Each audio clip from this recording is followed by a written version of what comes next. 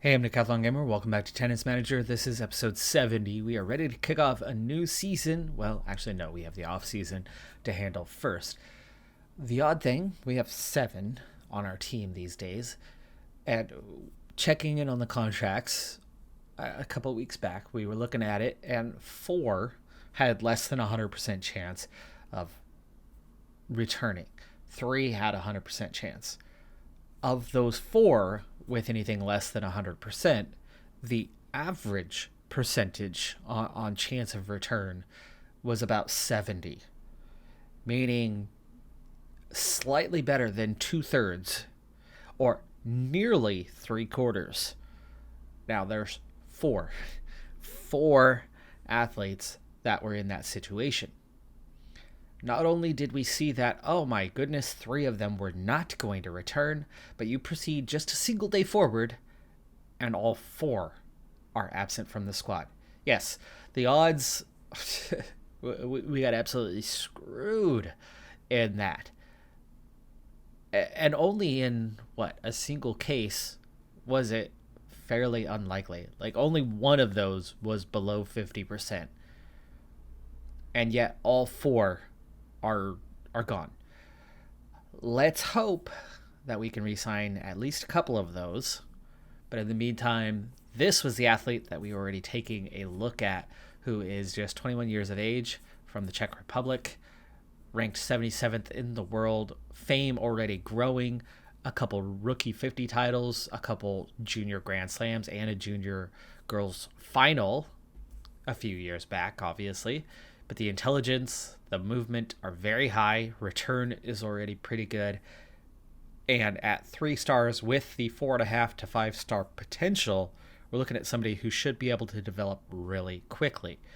She obviously needs some work on her speed and positioning.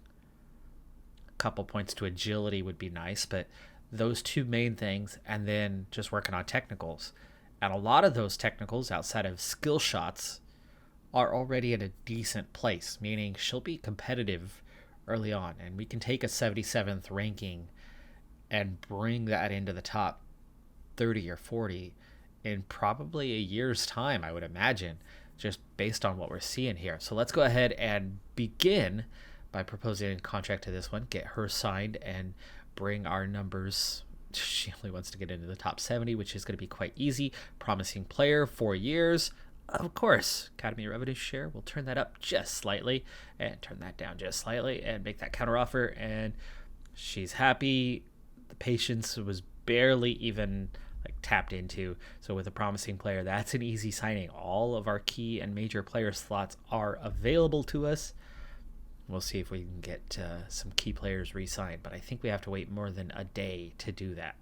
At least in terms of rankings, Squaw is the junior champion this year, so good on her for that. Switek has taken the women's tour.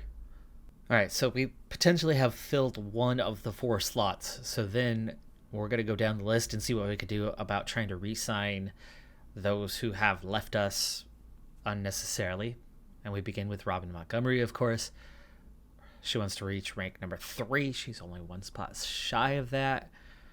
Qualify for the finals, make the final of a Grand Slam, and win a Premier 1000. She wants to take our major player. Oh, okay. Major player, not key player. That's good. We have 2 of those slots. So happily, she only wants a 1-season contract. Let's try to see if we can make that 2. I do not care if she wants this very, very little. In fact, she was happy with the 2-year contract. So let's try 10. It's sad that I have to spend $1 million to get her signed when she's part of our academy anyway. I think I'm not a fan of this contract system. Where it was when the game first released is far better than where it is now. This update that they changed partway through, just so not a fan of how it works. But it looks like we will have her back, so that's good. Kasatseva feels like an easy choice to bring back on as our 3rd of 4 slots. The only worrying part is she wants to crack the top 5 when she is ranked just 10th. That's a pretty big jump from where she's at. I'm not sure she's going to get there in a year, meaning we're probably looking at a 1-year deal at this stage. and her possibly coming up quite short on where she wants to be, which means there's a good chance she won't want to re-sign next year, but, take it 1 year at a time, right? She wants a major player. Okay. And not looking great. The patients were really thin. All we did was get a single percentage point increase in the Academy revenue share. She was asking for 11, but she got really ticked off that we were trying to negotiate at all. The most I asked for was 15, and patience went right on down. So unless one of our two key players in Kostenseva and Montgomery, unless one of them ends up not signing with us, I'm going to go ahead and let Goff in particular go, as Goff would be the easiest third choice. Goff on paper was the best of all of them, but she really wasn't developing anymore. We trained and trained and trained, and I think we got 1 to 2 attribute points all season out of her, meaning she's done. She's as good as she's going to get.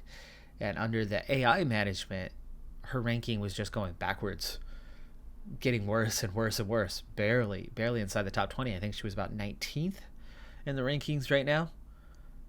That's just not going to cut it. So if she's not going to be winning, why stick with her? And as much as I want to go sign one of those top 3 players in the world so that we can just get the wins, that shortcut, I don't know, it just doesn't feel right. Does not feel right. It was okay getting a top 15 player in Goff, who was a young American that I thought we could develop. But when it turns out that we couldn't develop her, it's kind of a off switch for me. I want to develop the best players. That's the whole point of the game for me. Not just go out and buy the best players and go, yay, sit back as they win a bunch of tournaments. So for that, we're going to go ahead and turn to 17-year-old Pooks, Zoe Pooks. Maybe I'll just go with the Zoe part on this one. 14th in the junior rankings, 747th in the World Tour, just bumped up her ranking a few hundred spots right at the end of the season. So I'm assuming that was one of her first tournaments at the senior level. Her level right now, just star and a half. She's got a long ways to go yet, but she definitely has potential.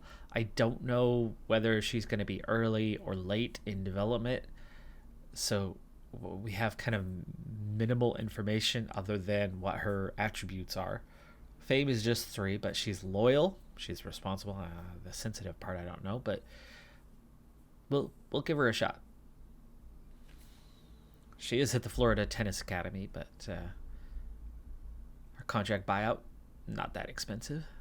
Zoe, after signing, doesn't look so great. I'm a little worried that it could be a bust. We've seen much better ratings than this before, so it definitely doesn't match what her scouting report said, or at least my evaluation of that, and I have high evaluation ratings, so yeah, that's probably a thing.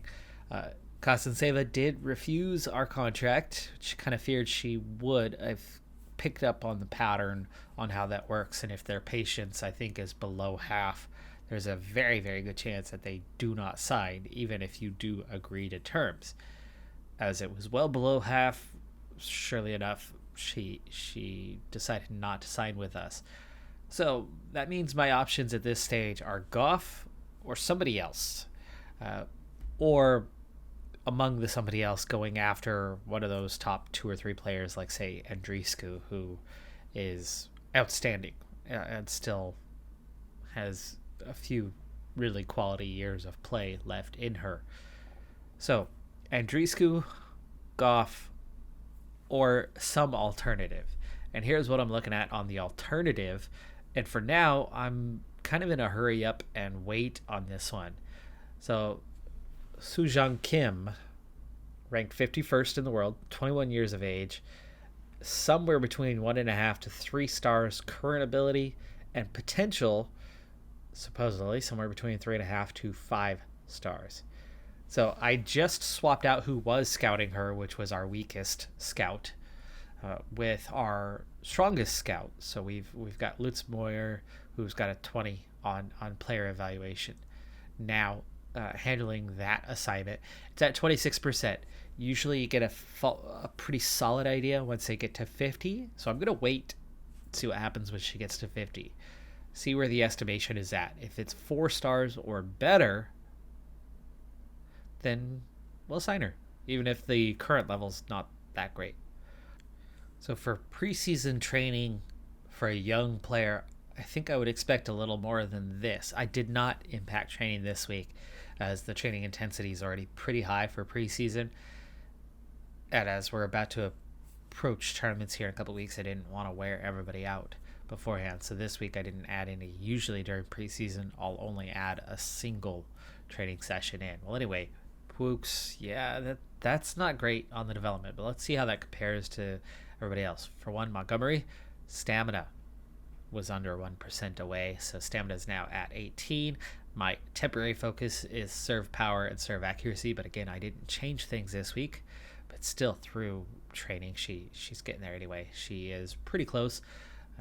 Early in the season, we should see the serve power and accuracy both go +1 to 14 and 15. New one, Brapova. Brapova is our huge talent for the future. Need to see, is she's standard. So even though she's already a 3-star talent and she has great potential at just 21 years of age, I think she's still about a year away from really taking off with her development. And you can see how she easily matched what Pooks did. But maybe that means it's not so bad, right? If Pooks could get that, I need to call her Zoe. Pooks is hard to say. It does not roll off the tongue well. Positioning, Squaw. Squaw is still out-developing everybody else. This is not a low stat. It's above 10, and she still easily made the next level. Raducanu, much better than what Goff was getting, but she's absolutely slow, but we've got her into the top 25 now. We continue to make progress. That forehand accuracy, that speed, get those up to those next levels. She could still do something. I don't know if we're going to win any Grand Slams with her, though. Took long enough, but the Youth and Scouting Center final upgrade, it's finally done.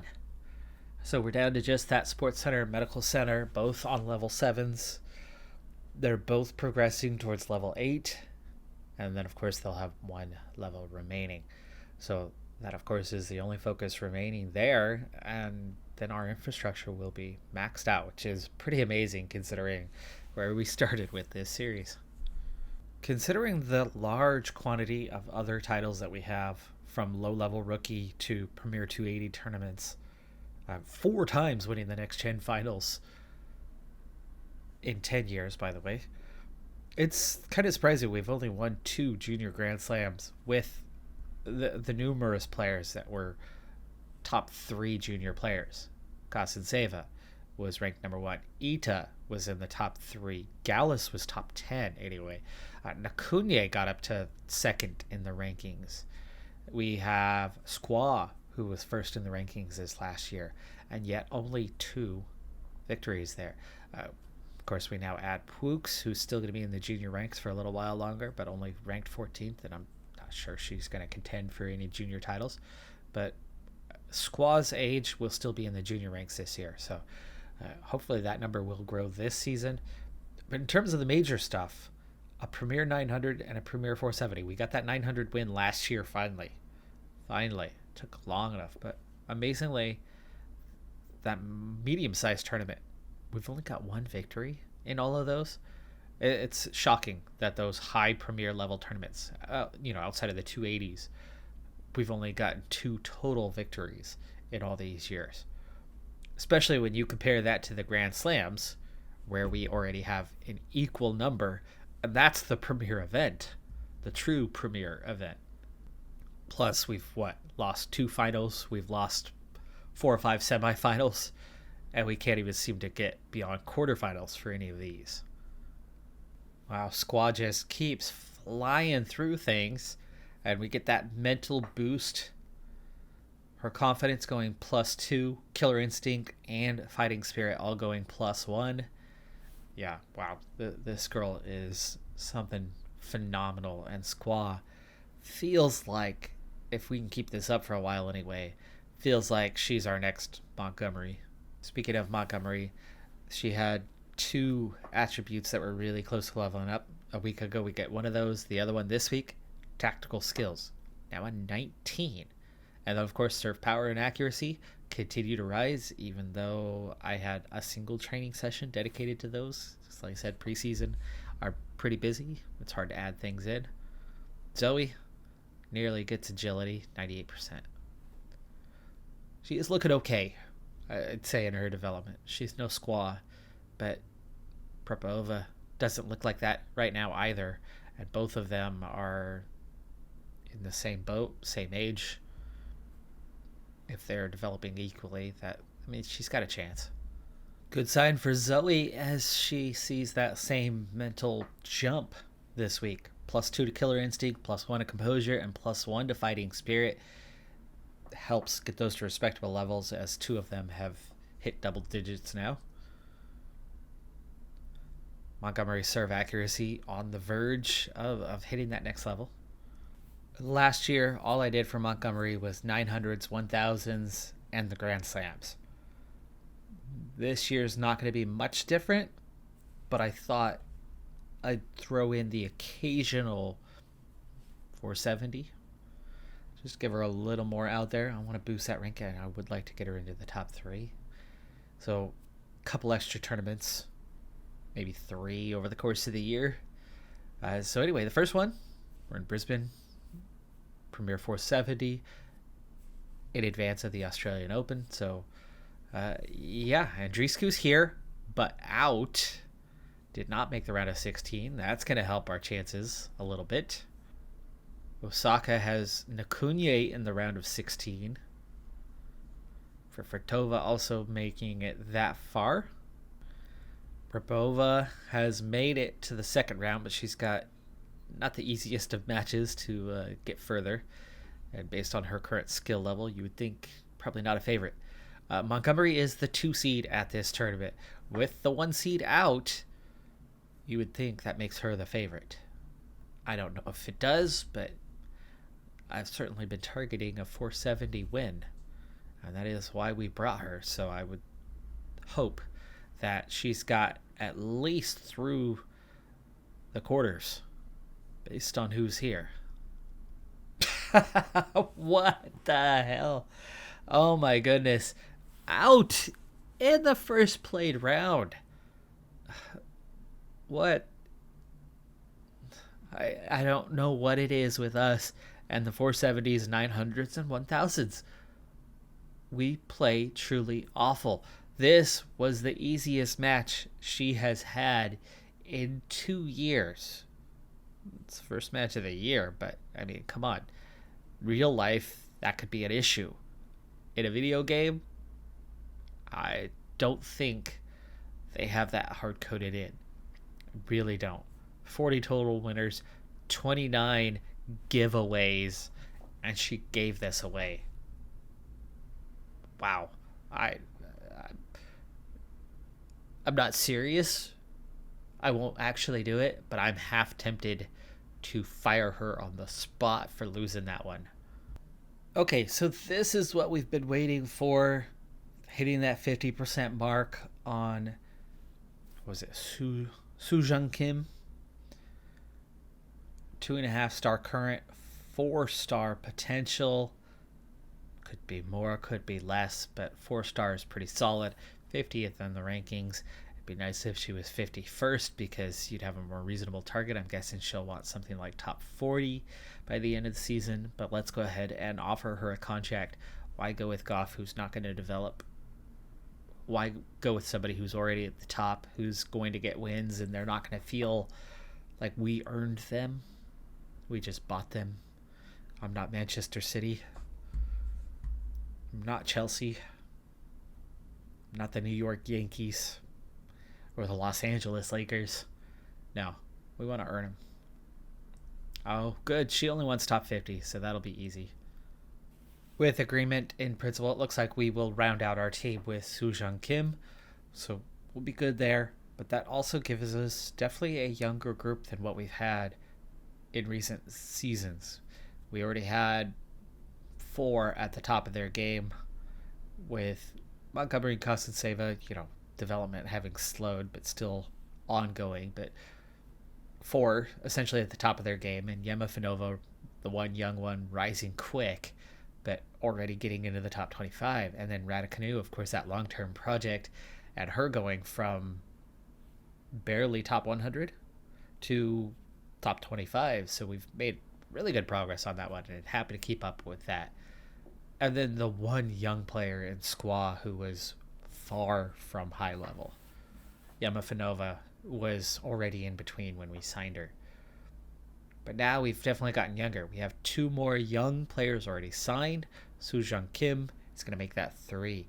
So that's going to give us 4 young prospects, plus Yemafanova, who is still a bit of a prospect herself. And then you have Montgomery and Raducanu. Very different atmosphere than what we've had in the past. But of course, our star player is still Robin Montgomery, and that's who will ride the coattails of for the near future, continue to try to get her to be the world's #1 player, while rapidly developing everybody else in the meantime. Squaw, though, still has looked thus far the most dangerous in terms of potential, the rapid development. It would be nice if Sujong Kim is similar to that, because Prepova and Zoe, questionable. They're developing nicely, but at that age, I would expect a little more out of those 2. That is going to do it for this episode, though. We're going to kick off with the Australian Open next time. I'm Decathlon Gamer. Like, comment, subscribe. See you next time. Have a good one. Be safe out there. Bye for now.